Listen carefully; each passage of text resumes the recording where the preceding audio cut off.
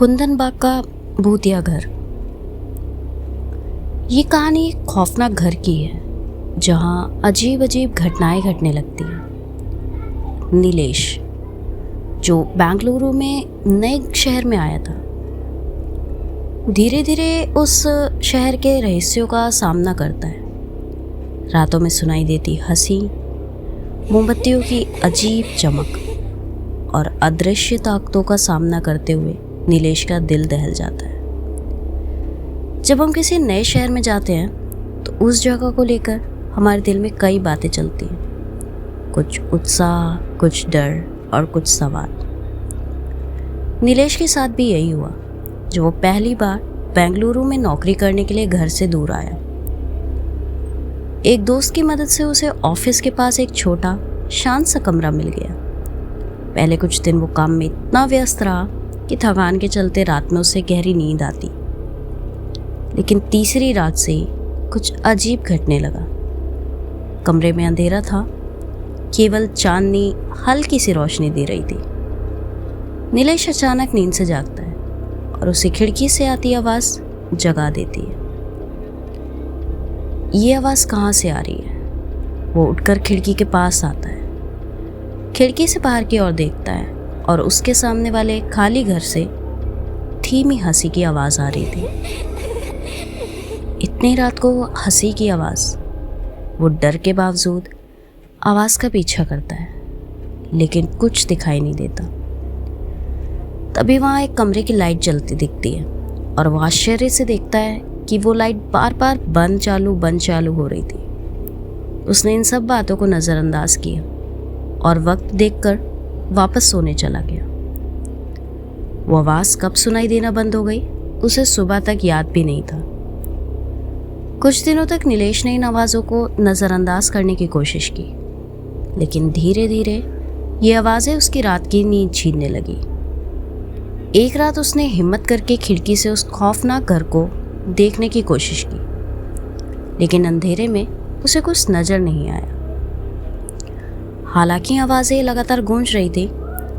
रात के ठीक 2 बजे जब वो खिड़की के पास गया तो उसने उस घर के दरवाजे पर हल्की सी रोशनी देखी। आज वो इस रहस्य को और झेल नहीं पाया।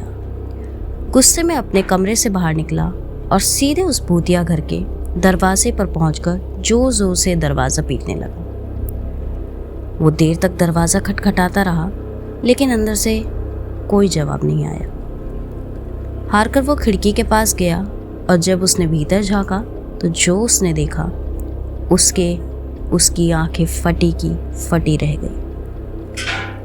कमरे के बीचों बीच 2 लड़कियां हाथों में मोमबत्ती लिए खड़ी थीं। उनकी शक्लें अजीब और भयानक थीं। उनकी आंखों में किसी भी तरह को कोई भाव नहीं था, बस एक खालीपन था जो नीलेश की रूह को हिला देने के लिए काफ़ी था। मोमबत्तियों की लौ हवा में अजीब तरीके से लहरा रही थी, मानो किसी अनदेखी शक्ति के नियंत्रण में हो। नीलेश ने यह नज़ारा देखकर उल्टे पांव वहाँ से भागने की कोशिश की, लेकिन उसे ऐसा महसूस होने लगा कि कोई अदृश्य शक्ति उसका पीछा कर रही है। घबराकर वो अपने कमरे में जाकर बिस्तर में दुबक गया। तभी अचानक उसका पंखा अपने आप चालू हो गया और नीलेश का डर चरम पर पहुंच गया। उसने अपनी आंखें बंद कर ली और कांपते हुए सोने की कोशिश करने लगा। अगले दिन नीलेश का सब्र का बांध टूट गया। उसने अपनी नौकरी से छुट्टी ली और सीधे मकान मालिक के पास पहुंच गया। उसकी आवाज़ में घबराहट थी और आंखों में डर का साया। उसने मकान मालिक से कुंदन बाग के उस भयानक घर के बारे में पूछताछ की। मकान मालिक ने एक गहरी सांस ली और कहानी बताने लगा, एक ऐसी कहानी जिसने नीलेश की रूह तक को कंपा दिया। कुंदन बाग के इस खौफनाक घर के दशकों पहले एक साधारण सा परिवार रहता था। पति, पत्नी और उनकी 2 प्यारी बेटियां। सब कुछ आम लोगों जैसा ही था, लेकिन फिर एक रात वो आदमी अचानक गायब हो गया। उसकी तलाश में परिवार और पड़ोसियों ने हर मुमकिन कोशिश की, लेकिन उसका कहीं पता नहीं लगा। उसके बाद घर में अजीब घटनाएं घटने लगी। लोग कहते थे कि वो औरत और उसकी बेटियां रात में मोमबत्तियां जलाकर घर में कमरों में घूमती और अजीब सी हरकतें करती हैं। उनका रहस्यमय व्यवहार धीरे धीरे पूरे मोहल्ले के लिए चिंता का कारण बन गया। एक दिन परेशान होकर पड़ोसियों ने पुलिस को बुला लिया। जब पुलिस ने घर की जांच की तो जो उन्होंने देखा उससे सबके रोंगटे खड़े हो गए। घर के भीतर उस औरत और उसकी बेटियों की लाशें सड़ गल चुकी थी। सबसे हैरानी की बात यह थी कि पोस्टमार्टम से पता चला कि वो तीनों करीब 6 महीने पहले ही मर चुकी थी, लेकिन मोहल्ले के लोगों ने उन्हें अभी कुछ ही दिन पहले घर के आसपास घूमते हुए देखा था। माना जाता है कि उस औरत ने अपने पति को वापस बुलाने के लिए कोई तांत्रिक क्रिया की थी और इसी कारण से ये सब हुआ था। आज भी इस घर के लोग अजीब घटनाएं देखने का दावा करते हैं।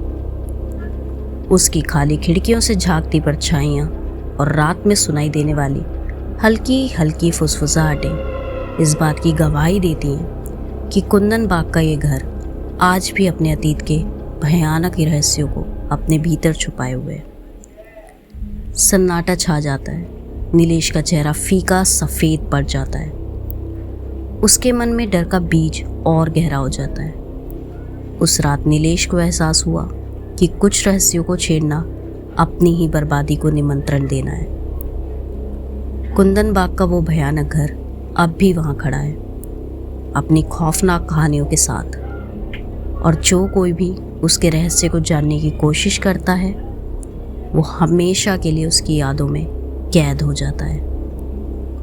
और नीलेश ने जल्द ही वो घर छोड़ने का फैसला कर लिया, पर उसके मन में अब भी वो उस घर का खौफ और रहस्य हमेशा के लिए बस चुका है।